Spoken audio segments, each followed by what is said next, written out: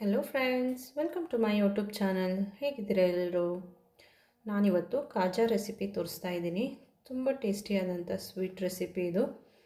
ಶ್ರಾವಣದಲ್ಲಿ ಹಬ್ಬಗಳು ಸಾಲಾಗಿ ಬರೋಕ್ಕೆ ಶುರುವಾಗುತ್ತವೆ. ನೈವೇದ್ಯಕ್ಕೆ ಏನು ತಿಂಡಿ ಮಾಡೋದು ಅನ್ನೋ ಯೋಚನೆ ಬಂದಿರುತ್ತೆ.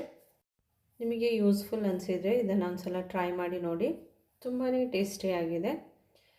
ಈಗ ನಾನು ಒಂದು ಬೌಲ್ಗೆ 1 ಕಪ್ಪಷ್ಟು ಮೈದಾ ತೊಗೊಂಡಿದ್ದೀನಿ. ಇದಕ್ಕೆ ಸ್ವಲ್ಪ ಉಪ್ಪು ಹಾಕ್ಕೊಳ್ತಾ ಇದ್ದೀನಿ. ಹಾಗೆ 1 ಟೀ ಸ್ಪೂನಷ್ಟು ತುಪ್ಪ ಹಾಕ್ಕೊಂಡಿದ್ದೀನಿ. ಇದನ್ನು ಚೆನ್ನಾಗಿ ಮಿಕ್ಸ್ ಮಾಡಬೇಕು. ತುಪ್ಪನೇ ಹಾಕಬೇಕು ಅಂತಿಲ್ಲ, ಎಣ್ಣೆ ಕೂಡ ಹಾಕ್ಬೋದು. ಎಣ್ಣೆ ಹಾಕುವಾಗಲೂ 1 ಟೀ ಸ್ಪೂನ್ ಅಥವಾ 1.5 ಟೀ ಸ್ಪೂನಷ್ಟು ಎಣ್ಣೆ ಹಾಕ್ಕೊಳ್ಳಿ. ಹಾಕ್ಕೊಂಡು ಚೆನ್ನಾಗಿ ಮಿಕ್ಸ್ ಮಾಡಿದ ಮೇಲೆ ಇದನ್ನು ನೀರು ಹಾಕಿ ಕಲಿಸ್ಕೊಳ್ಳಿ. ಇದು ಚಪಾತಿ ಹಿಟ್ಟಿನ ಅದಕ್ಕೆ ಕಲಿಸ್ಕೋಬೇಕು. ಇದನ್ನು ಅಲ್ಲಿವರೆಗೂ ಇದನ್ನು ಚೆನ್ನಾಗಿ ನಾದ್ಕೊಳ್ಳಿ. ಈ ರೀತಿ ನೀರು ಜಾಸ್ತಿ ಮಾಡೋದು ಬೇಡ. ಈ ರೀತಿ ಒಂದು ಡೋ ರೆಡಿ ಮಾಡಿಟ್ಕೊಳ್ಳಿ. ಇದೀಗ ಆಗಿದೆ. ಒಂದು 10 ನಿಮಿಷ ಆದರೂ ಇದನ್ನು ಮ್ಯಾರಿನೇಟ್ ಮಾಡಬೇಕು. ಇದಕ್ಕೆ ಸ್ವಲ್ಪ ಎಣ್ಣೆ ಅಥವಾ ತುಪ್ಪ ಸವರಿ ಇದನ್ನು ರೆಸ್ಟ್ ಮಾಡೋದಕ್ಕೆ ಇಡಿ. ಈಗ ಒಂದು ಬಾಣಲೆಗೆ 3/4 ಕಪ್ಪಷ್ಟು ಸಕ್ಕರೆ ಹಾಕ್ಕೊಳ್ತಾ ಇದ್ದೀನಿ. ಇದಕ್ಕೆ ಅರ್ಧ ಕಪ್ಗಿಂತಲೂ ಕಡಿಮೆ ನೀರು ಹಾಕ್ಕೊಳ್ತಾ ಇದ್ದೀನಿ. ಜಾಸ್ತಿ ಹಾಕ್ಕೋಬೇಡಿ. ಇದು ಒಂದೆಳೆ ಪಾಕ ಬರುವವರೆಗೂ ಇದನ್ನು ಕುದಿಸ್ಕೊಳ್ಳಿ. ಈ ರೀತಿ ಆದರೆ ಸಾಕು. ಇದನ್ನು ಆಫ್ ಮಾಡಿ ಇಡ್ತಾ ಇದ್ದೀನಿ. ಈ ಕಡೆ ಡೋ ಸಾಫ್ಟಾಗಿದೆ, ತುಂಬ ಚೆನ್ನಾಗಿ.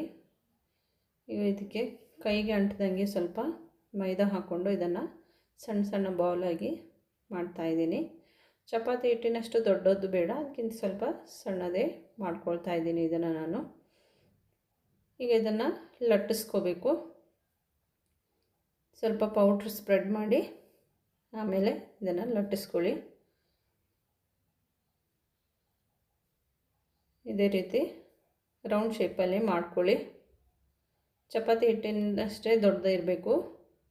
ಚಪಾತಿಗೆಲ್ಲ ನಾವು ಯಾವ ರೀತಿ ಮಾಡ್ಕೋತೀವಿ ಅಷ್ಟು ದೊಡ್ಡದಿದ್ದರೆ ಸಾಕು.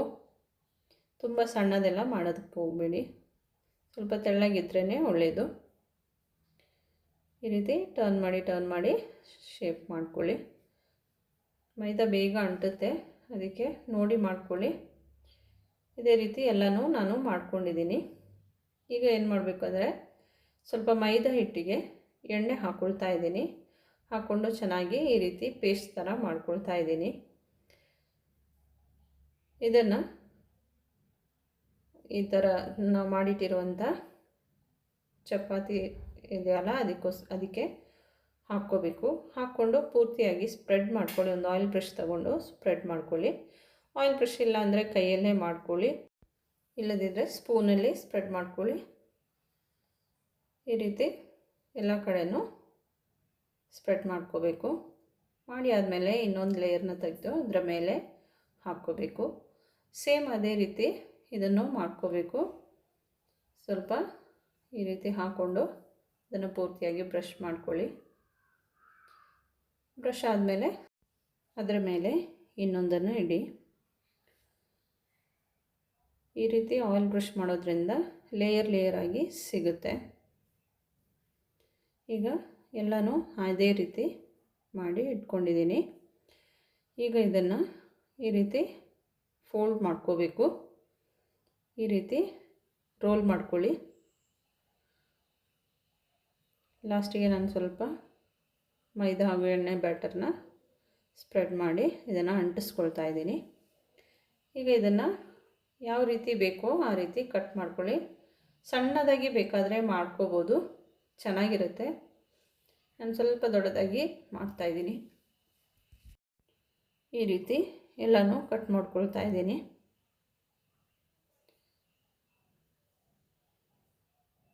ನನಗಿದರಲ್ಲಿ 10 ಖಾಜಾ ರೆಡಿಯಾಗಿದೆ 1 ಕಪ್ ಮೈದಾದಲ್ಲಿ. ನಿಮಗೆ ಎಷ್ಟು ಬೇಕೋ ಅದನ್ನು ಇದೇ ಪ್ರೊಸೀಜರಲ್ಲಿ ಡಬಲ್ ಕ್ವಾಂಟಿಟಿ ತಗೊಂಡು ಮಾಡ್ಕೊಳ್ಳಿ. ಇದಾದಮೇಲೆ ಈ ರೀತಿ ಮೆಲ್ಲಗೆ ಲಟ್ಟಿಸ್ಕೋಬೇಕು. ಪ್ರೆಸ್ ಮಾಡಿ ಲಟ್ಟಿಸ್ಕೋಬಾರ್ದು, ಮೆಲ್ಲಗೆ ಇದನ್ನು ಲಟ್ಟಿಸ್ಕೊಳ್ಳಿ. ತುಪ್ಪ ಹಾಕೋದಕ್ಕಿಂತ ನೀವು ಆಯಿಲೇ ಯೂಸ್ ಮಾಡಿ, ಅದು ಬೆಟರ್ ಅನಿಸ್ತು ನನಗೆ. ಈಗ ಎಣ್ಣೆ ಕಾಯೋದಕ್ಕೆ ಇಟ್ಟಿದ್ದೀನಿ. ಎಣ್ಣೆ ಬಿಸಿಯಾಗಿದೆ. ಇದರಲ್ಲಿ ಒಂದೊಂದೇ ಹಾಕ್ತಾಯಿದ್ದೀನಿ. ಎಣ್ಣೆ ನೀವು ಮೀಡಿಯಮ್ ಫ್ಲೇಮಲ್ಲಿ ಇಟ್ಟು ಇದನ್ನು ಫ್ರೈ ಮಾಡ್ಕೋಬೇಕು. ಯಾಕಂದರೆ ಒಳಗಡೆ ಬೇಯಬೇಕು. ಅಂದರೆ ನಾವು ಹೈ ಫ್ಲೇಮಲ್ಲಿಟ್ಟು ಮಾಡಿದರೆ ಅದು ಚೆನ್ನಾಗಿ ಬೇಯೋದಿಲ್ಲ. ಹೊರಗಡೆ ಮಾತ್ರ ಬೇಗ ಬೇಯುತ್ತೆ, ಒಳಗಡೆ ಬೇಯೋದಿಲ್ಲ. ಅದಕ್ಕೆ ಇದನ್ನು ಮೀಡಿಯಮ್ ಫ್ಲೇಮಲ್ಲಿ ಇಟ್ಬಿಟ್ಟು ಇದನ್ನು ಫ್ರೈ ಮಾಡ್ಕೋಬೇಕು. ಸ್ಟಾರ್ಟಿಂಗ್ ನೀವು ಹೈ ಫ್ಲೇಮಲ್ಲಿ ಇಟ್ಟು ಬಿಸಿ ಮಾಡ್ಕೊಳ್ಳಿ ಎಣ್ಣೆನ.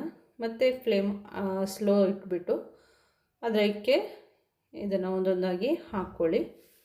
ಆಮೇಲೆ ಇದನ್ನು ಫ್ರೈ ಮಾಡಿ, 2 ಕಡೆನೂ ಫ್ರೈ ಮಾಡಬೇಕು. 2 ಕಡೆನೂ ಗೋಲ್ಡನ್ ಬ್ರೌನ್ ಬರೋ ತನಕನೂ ಇದನ್ನು ಫ್ರೈ ಮಾಡ್ಕೋಬೇಕು.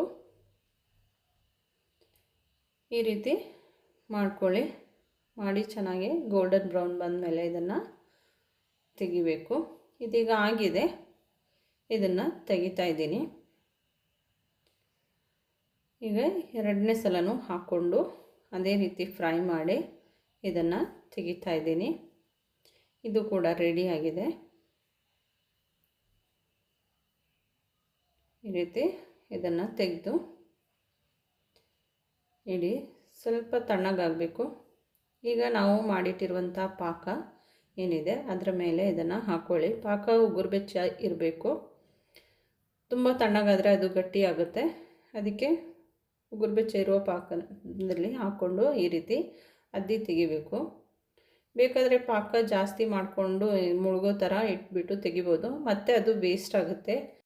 ಆ ರೀತಿ ಮಾಡಿಕೊಂಡ್ರೆ ನಾವು ಬ್ಯಾಲೆನ್ಸ್ ಆಗಿರೋ ಪಾಕನ ವೇಸ್ಟ್ ಮಾಡಬೇಕಾಗ್ತದೆ, ಎಸಿಬೇಕಾಗ್ತದೆ. ಅದಕ್ಕೆ ನಾನು ತುಂಬ ಸಕ್ಕರೆ ಏನೂ ಹಾಕದೆ ಸ್ವಲ್ಪ ಕ್ವಾಂಟಿಟಿಯಲ್ಲಿ ಹಾಕ್ಕೊಂಡು ಪಾಕನ ಮಾಡಿ ಅಡ್ಜಸ್ಟ್ ಮಾಡಿ ಮಾಡ್ತಾಯಿದ್ದೀನಿ. ಈ ರೀತಿ ಎಲ್ಲನೂ ಮಾಡ್ಕೊಳ್ಳಿ. ನಾನು ಮಾಡಿದ ಪಾಕದಲ್ಲಿ ಇದರಲ್ಲೂ ಕೂಡ 1-2-3 ಕಾಜಾನ ಪುನಃ ಅದು ಅಷ್ಟು ಬಾಕಿಯಾಗಿತ್ತು. ನೋಡಿ ಎಷ್ಟು ಬಾಕಿ ಇದೆ ಅಂತ. ಈಗ ಇದು ರೆಡಿಯಾಗಿದೆ. ಇದನ್ನು ಈಗಲೇ ತಿನ್ನೋದಕ್ಕಾಗಲ್ಲ. 1 ಅವರ್ ಆದರೂ ಇಟ್ಬಿಟ್ಟು ಆಮೇಲೆ ತಿನ್ನಿ. ಅದ್ರ ಮೇಲ್ಗಡೆ ಇರುವ ಸಕ್ಕರೆ ಪಾಕ ಎಲ್ಲ ಗಟ್ಟಿಯಾಗಬೇಕು, ಅಲ್ಲಿವರೆಗೂ ಇಟ್ಕೋಬೇಕು. ದೇವರ ನೈವೇದ್ಯಕ್ಕೆ ಬೇಕಾದರೆ ಈ ರೀತಿ ನೀವು ಮಾಡ್ಕೋಬೋದು. ನೀವು ಇದನ್ನು ಮನೇಲಿ ಟ್ರೈ ಮಾಡಿ. ವಿಡಿಯೋ ಇಷ್ಟ ಆದರೆ ಲೈಕ್, ಶೇರ್, ಕಮೆಂಟ್ ಮಾಡಿ. ಹಾಗೆ ಇದುವರೆಗೆ ನನ್ನ ಚಾನಲ್ ಸಬ್ಸ್ಕ್ರೈಬ್ ಮಾಡದೇ ನೋಡ್ತಾ ಇದ್ದರೆ ಸಬ್ಸ್ಕ್ರೈಬ್ ಮಾಡಿ ನನಗೆ ಸಪೋರ್ಟ್ ಮಾಡಿ. Thank you for watching.